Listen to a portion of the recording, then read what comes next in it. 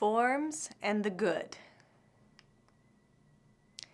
Now that we've been introduced to Plato's theory of forms in the Republic, let's consider the big picture of his view of reality. This is a picture that gets sketched in the figure of the divided line at the end of Book 6 and the image of the cave at the beginning of Book 7, two very famous images in Plato's Republic. I'm going to concentrate on the divided line.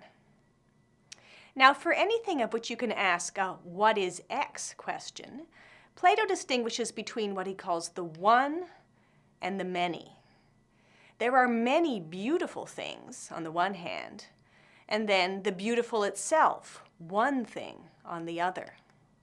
Or there are the many just things, and justice itself, and so on. Now, the many just things aren't just in the same way that the just itself is just, and similarly with the many beautiful things, the many pious things, and so on.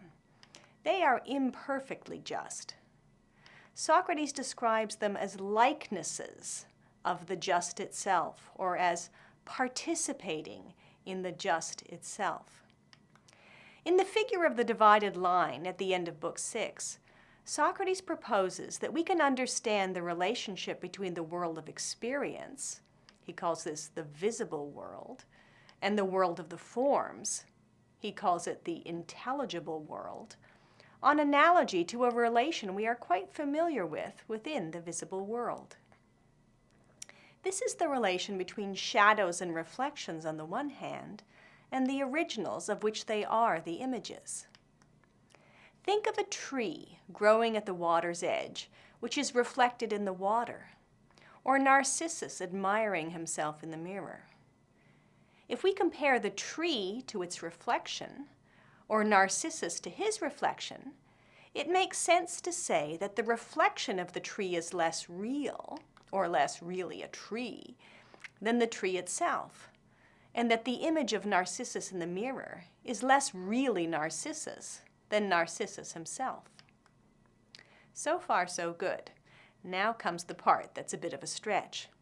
We are to suppose that the things we think of as real in the visible world, the world of experience, are really only images or reflections of some higher reality.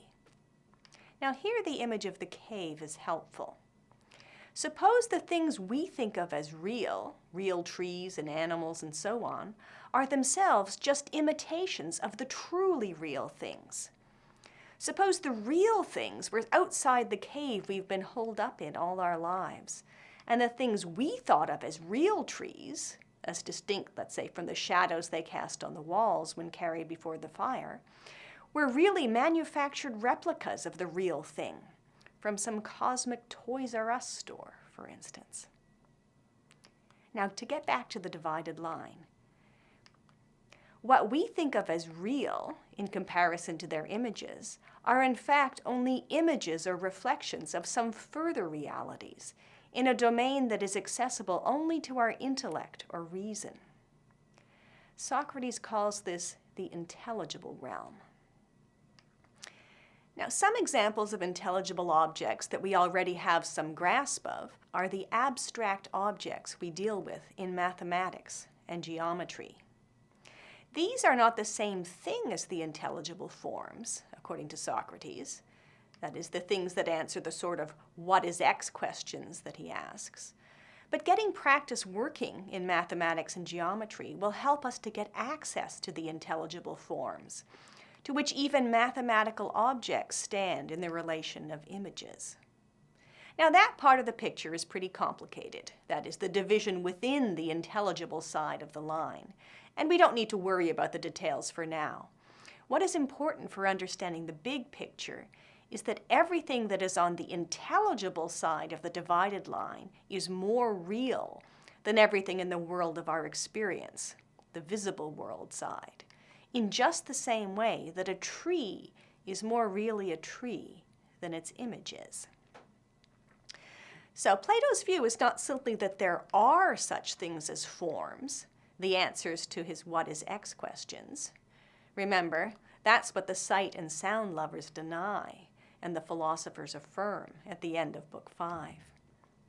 Plato's further claim is that the intelligible forms are more real than the objects of our experience. And given his views about knowledge, remember those views from the Meno, if we are ever going to have knowledge of any of the objects of our experience, we have to grasp those intelligible forms. Now, Socrates does not say he has grasped the forms. When he denies that he has knowledge of anything, that's precisely because he thinks he hasn't gotten a satisfactory answer to any of his "what is X" questions. Even the long account of justice that he gives in books 2 to 4 of the Republic doesn't count as an adequate answer, he thinks, and he tells us in a few places.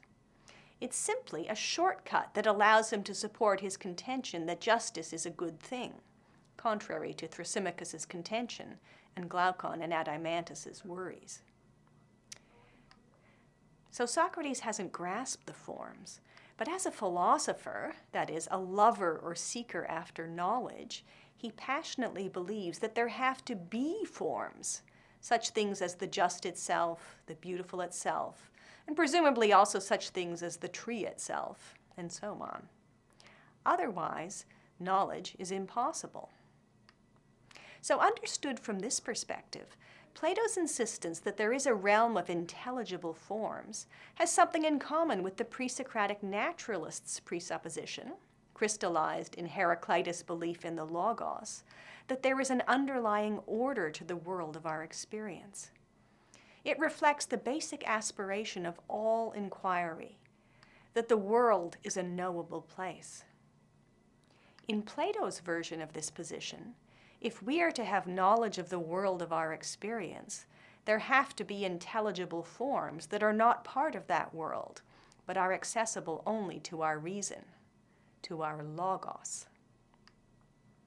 Now let me conclude by noting one further feature of the realm of forms that will be very important going forward. Socrates proposes that there is a kind of order, structure, and priority among the intelligible forms. And once again, he explains with an analogy. Consider the role of the sun in the visible world. It plays a central role in the natural world. All living things depend on the sun.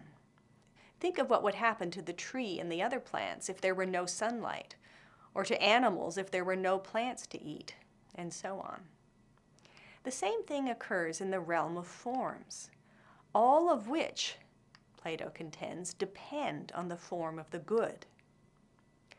While intelligible forms are all kinds of being, the good is the source of their being, as well, he says, as the cause of their being known. So on this picture, goodness is not simply an objective feature of the world, something that exists independently of what we happen to believe or desire. It is also a structural principle of reality. We'll see more of how this picture gets worked out in detail in the dialogue called Timaeus.